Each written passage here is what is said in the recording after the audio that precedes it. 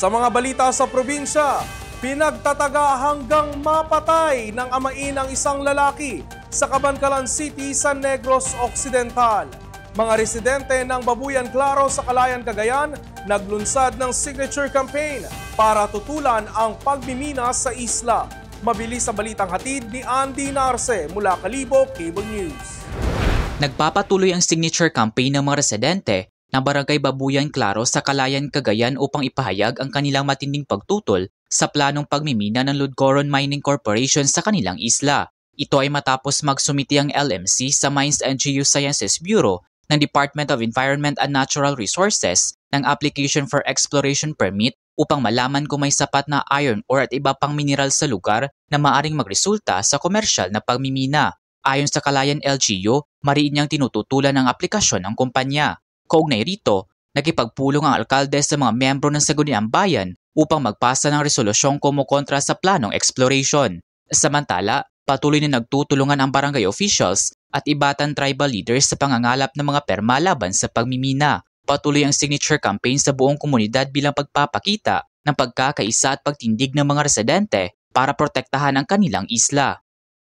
Patay ang isang lalaki matapos pagtatagain ng kanyang amain sa Purok Palanga, Barangay Tapi, Cabancalan City kahapon. Kinilala ang biktima na si alias Edsel, 39 na taong gulang at residente ng nasabing lugar, habang ang suspect naman ay si alias Elmer, 50 taong gulang na nakatira rin sa parehong barangay. Batay sa paunang impormasyon, nagsimula ang alitan nang putulin ng suspect ang ilang kawayan para ibenta at inilagay ang mga ito sa harap ng kanilang bahay. Nang makita ng biktima na nakaharang ang mga ito sa daanan, kumuha siya ng itak at pinagpuputol ang mga kawayan.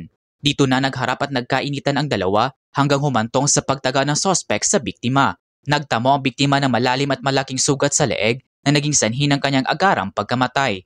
Sugatan din ang suspect matapos tamaan sa ulo at kasalukuyang ginagamot sa isang ospital sa Bacolod. Patuloy naman ang investigasyon ng pulisya sa insidente.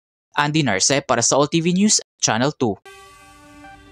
Sa sports balita, sumalang sa hearing ang mga napipisil na reinforcement ng SBP para sa Gilas Pilipinas sa Congress hearing ngayong araw.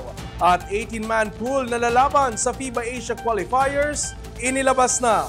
Mabilis sa balitang hatid ni Enzo Laca.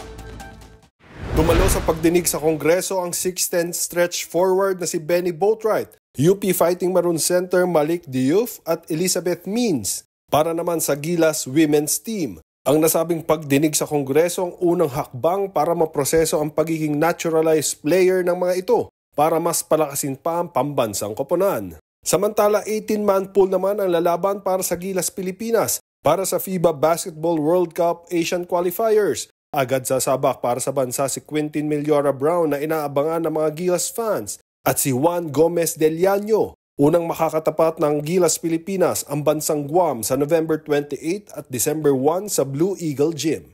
Enzo Lacap, AllTV News, Channel 2.